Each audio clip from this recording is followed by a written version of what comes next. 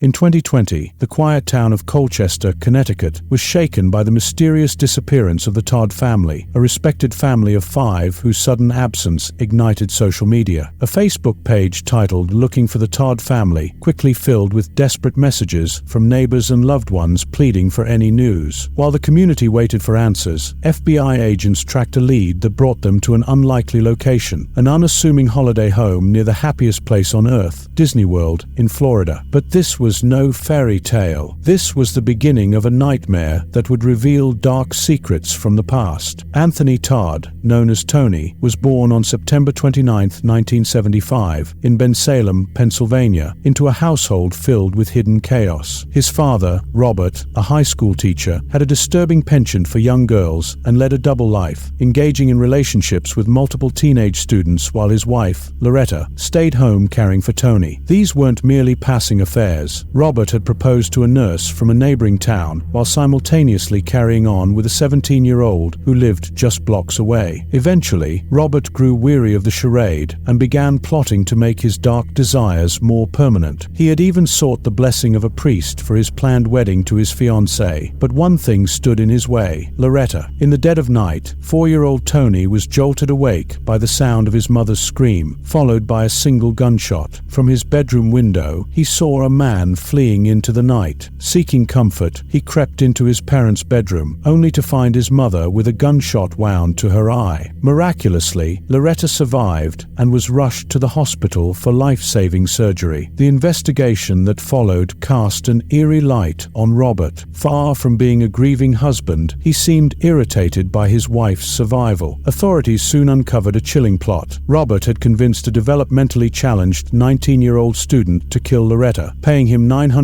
to stage the attack as a home invasion. He even provided the young man with a gun, a key, and detailed instructions to eliminate only the person in the bed. Feigning a legitimate reason for his absence that night, Robert had left, confident in his plan. When questioned, the student quickly confessed, implicating Robert in the plot. Despite his denials, Robert was charged with attempted murder, maintaining his innocence by shifting blame onto his own compulsions as the reason he wasn't home. The jury, however, saw through his defenses. The student accepted a plea deal, receiving a 4-year sentence, while Robert was handed 10 to 20 years, later reduced on appeal. Incredibly, Loretta stood by Robert throughout the trial, unable to reconcile that her husband had orchestrated her murder attempt. Though she sustained permanent injuries from the shooting, including a bullet lodged in her brain, it took years before she finally divorced him and started anew, raising Tony and his sister on her own. As a single mother, she worked to help Tony heal, though he remained haunted by the trauma. He suffered vivid nightmares, drenched in sweat and terror, night after night. Over time, his night terrors waned, but the psychological scars remained hidden, waiting to surface. During high school, Tony met Megan, and the two quickly grew inseparable. Their relationship flourished, bringing a glimmer of hope to Loretta, who believed Megan's stability might be Tony's escape from his dark past. After graduating, Tony and Megan married and moved to Connecticut, where they opened a physical therapy practice together. Their family grew with the births of their sons, Alex and Tyler, and after 2 miscarriages, they welcomed their first daughter, Zoe. For a while, Tony seemed to embody the devoted father he never had. Faithful to Megan, he was actively involved in his children's lives, never missing an event or practice, even coaching youth soccer. Megan, the quintessential supportive mother, balanced her time between nurturing her children's interests, tending her garden, and sharing her love for music with them. The Todt's eldest son, Alexander, was the bookworm, excelling in music and academics, while Tyler, the joker, had a gift for math and guitar, and Zoe, the beloved little sister, held the family together with her infectious joy. As the only breadwinner, Tony had built a stable life, a far cry from the chaos of his own childhood, and his business prospered to the point where the family even invested in a condo in Celebration, Florida, near Disney's magical surroundings. Celebration was supposed to be the place where dreams took shape, a safe, welcoming neighborhood styled after the nostalgia of small-town America. It was the embodiment of the family's desire for happiness, and for a time, it was everything they imagined. However, their perfect image began to fracture in 2011 when Megan's health took a dark turn. A long-dormant Lyme disease, stemming from a tick bite she'd suffered years earlier, erupted with unrelenting symptoms. Megan's vitality withered away, replaced by a cycle of infections, fatigue, fatigue, and a growing isolation that the Florida sunshine couldn't dispel. Seeking the warmth as a balm for her suffering, Megan moved permanently to Celebration with the children, while Tony managed the physical therapy practice in Connecticut, commuting back and forth on weekends. The family hoped this setup would restore peace and comfort, but it became a slow descent into deeper troubles. Tony's practice, once thriving, began struggling under the weight of debts from failed real estate investments. Desperate to keep up appearances and avoid burdening Megan with their financial woes, Tony started covering shortfalls with loans upon loans, eventually spiraling into hundreds of thousands of dollars in debt. His desperation led him to orchestrate a fraudulent scheme, billing insurance companies and Medicaid for therapy sessions that never took place. For a time, the money flowed, enough to stave off immediate crises, but never enough to cover the mounting costs of 2 households, medical bills, and a luxurious lifestyle. By early 2019, the insurance companies grew suspicious. Parents noticed they were being billed for therapy sessions their children had never attended. Some patients had moved out of state yet continued to be charged, and others had fully recovered long before their ongoing treatment. The discrepancies led the FBI to initiate an investigation, placing Tony's clinics under surveillance and exposing his deceit. When questioned, Tony finally confessed to the fraudulent claims, but insisted Megan was unaware of his actions, hoping to shield her from any repercussions. Despite the evidence against him, Tony was not immediately arrested. He assured investigators he would return to Connecticut after Thanksgiving to face their questions, but instead, he vanished with his family. Days stretched into weeks with no sign of the Todds, and soon, Tony's sister grew alarmed by the silence. During their last conversation, Tony had mentioned that Megan and the children were bedridden with an illness, though his words sounded off. Concerned and knowing of his ongoing legal troubles, she requested a wellness check on the family's home in Celebration. When deputies arrived on December 29, 2019, the home was eerily silent, its lawn unkempt and mail piling up. No one answered, and authorities noted they had likely returned to Connecticut. It wasn't until January 13, 2020, after another concerned report, that federal agents investigating Tony's fraud saw movement, a lone figure emerging from the house. Tony Todt stepped onto the patio, unaware he was under surveillance. Within minutes, deputies converged to arrest him on charges of insurance fraud. Yet, as they moved in, there was something far graver in the air, something that went beyond mere financial misdeeds. In early January 2020, the investigators faced not only the disturbing revelations of Tony Todd's insurance fraud, but also an even graver concern, the welfare of his family. After unsettling text messages and weeks of silence, they had a responsibility to ensure Megan and the children were safe. Yet as officers approached the house, a foul smell, unmistakable and growing stronger, seeped from the front door. Tony's weak explanations, Megan was sleeping, the kids were at a sleepover, didn't suffice. Inside, the officers climbed the stairs, following the stench to the master bedroom, where they uncovered a chilling scene. Underneath a blanket on the bed were the decomposing bodies of Megan and 2 of the Todd children, Alec and Tyler. Their family dog, Breezy, lay lifeless on a pet bed nearby. Zoe, the youngest child, was initially missing, only for her remains to be later discovered intertwined with her mother's decayed body on the same bed, a haunting sign of how long the corpses had remained untouched. Tony was immediately questioned, but his response was strange. He claimed to have taken an entire bottle of Benadryl just before authorities arrived. Medically evaluated, he was cleared, the Benadryl dose not potent enough to harm him. During questioning, Tony spun a disturbing story. He claimed he and Megan had formed a death pact, fearing an imminent apocalypse and feeling compelled to protect their children by ending their lives. He admitted to smothering Zoe first, then stabbing Alec and Tyler, while Megan, he alleged, had attempted to take her life but failed, prompting him to end her suffering. Later, he changed his story, asserting in a letter to his father that Megan alone had poisoned the children with drug-laced pie, then stabbed and suffocated them before taking her own life. Tony painted himself as a bystander, a helpless husband unable to stop his wife's horrifying actions. He recounted how Megan had, calmly, admitted to releasing the children's souls as part of her delusional religious beliefs. However, Tony's initial confession, recorded immediately after the bodies were discovered, presented a very different reality. On tape, Tony described in detail how he had researched ways to kill his children and had gone from room to room carrying out the murders. He spoke of suffocating Zoe first, then moving to Alec, who struggled and kicked as he tried to fend off his father's attack. Curiously, Tony expressed a boundary when it came to the family dog, claiming he could never harm Breezy. As the trial progressed, Tony's story unraveled further, often contradicting his own past statements. He claimed the children had consented to die, seeking solace in joining their parents in the afterlife, a deeply unsettling assertion that further implicated his warped perception of the events. In his defense, Tony's testimony evolved into a blend of deflections, recounting how Megan's online interactions with a religious group had influenced her to seek spiritual liberation through death. He attempted to portray himself as the victim of Megan's beliefs, though his recorded confession painted him as a willing participant in the gruesome killings. The prosecutor's case was damning, portraying Tony not as a desperate father, but as a man driven by a crumbling financial situation, whose hidden debts and fear of exposure likely pushed him to murder his family. The trial was flooded with emotional accounts from Tony's sister, who spoke of his social withdrawal, secretive behaviors, and physical decline in the years leading up to the murders. The chilling testimony painted Tony as an unstable figure, one who had spent hours in Zoe's room gathering the nerve to smother her, who strategically killed his children in order of their physical strength, fearing Tyler, the fastest, might escape if things went awry. His final taped confession sealed his fate, as he described stabbing Alec, who fought and kicked until succumbing, and how he planned each murder with grim efficiency. In a final macabre detail, Tony told officers that he and Megan had ensured their children's consent, convincing them to join them in the afterlife. In the courtroom, the prosecution presented Tony Todd's own words back to him, his detailed description of stabbing his children and the blood that soaked their rooms, footage of his confessions serving as grim evidence. When questioned, Tony claimed he had only been covering for Megan, insisting he had no memory of the statements he made until months later. He portrayed himself as a grieving father who wanted only to reunite with his family in the afterlife, recounting multiple failed suicide attempts, from overdosing on Benadryl to cutting his wrists, and even trying to hang himself, all, he claimed, driven by unbearable grief. But despite these claims, Tony's account of the night his family died remained inconsistent, shifting with each new retelling. He described going to the condo to collect toys for the children, then falling asleep in his van, only to awaken to the horrific scene in his home the next morning. Throughout his testimony, he distanced himself from the actual murders, speaking as if narrating a detached story rather than his own actions. He repeatedly denied being present, though his initial confession clearly described his chilling role in each death. Tony's defense hinged on a handwritten note found at the scene, allegedly penned by Megan, stating that the family had chosen to escape the pain of this world together. The note referenced the end of the world, their desire to escape suffering, and that the family will be together forever. Tony claimed he printed the note after Megan wrote it, but under oath, his story wavered, casting doubt on his involvement in its creation. When pressed, he mentioned an incident in which he hallucinated, drank motor oil thinking it was coffee, and then found the note in his pocket. Medical experts testified that the stab wounds on Megan's body indicated downward force, likely from another person, contradicting Tony's claim that she had taken her own life. As Tony's trial unfolded, his stories blurred under cross-examination, his own father, Robert, publicly supporting his son's claims and defending him as confused and distorted by the trauma. Robert, himself once convicted of attempting to murder Tony's mother decades earlier, cast doubts on the validity of Tony's confession. In the end, however, Tony's defense could not counter the horrific evidence of his actions. After hours of deliberation, the jury reached a verdict, guilty of 4 counts of first-degree murder and 1 count of animal cruelty. The judge, in his final statement, branded Tony a destroyer of worlds, sentencing him to life without parole, plus an additional year for the death of the family dog, Breezy. Following the sentencing, Tony remained defiant, proclaiming his innocence and insisting he was not there the night his children died. Despite his conviction, he filed for an appeal, holding fast to his claims. For many who followed the case, the legacy of violence, stretching from his father's past to the tragedy in Celebration, seemed like a dark inheritance. The verdict left an indelible mark, reminding all who heard it of the monstrous capacities hidden beneath the facade of a loving family.